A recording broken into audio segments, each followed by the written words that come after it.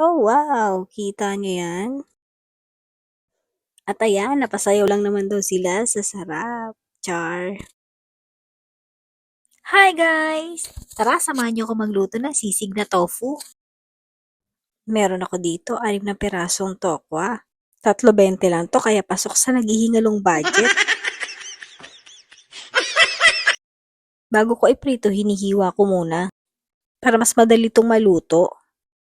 At ayan na, lalagyan na natin to ng pampalasa tulad ng asin, paminta at magic sarap.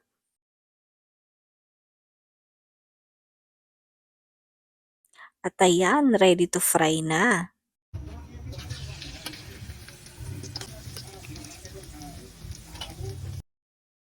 At eto na, luto na ang ating fried tofu.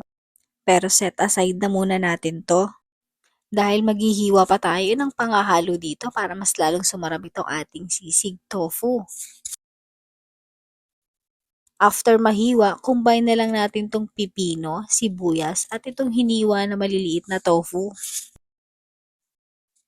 Alam niyo na, pag may sisig, syempre merong mayonnaise.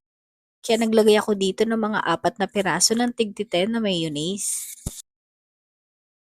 Halo-halo lang ulit at naglagay na rin ako dyan ng paminta at asin.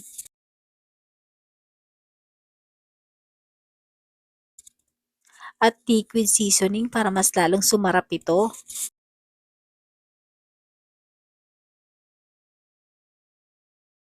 Ayan na, ready na ang ating pulutan. Ulam pala. Char. Kaya ano pang inaantay natin? Tikman na yan. Kain po tayo. Thank you Lord sa biyaya.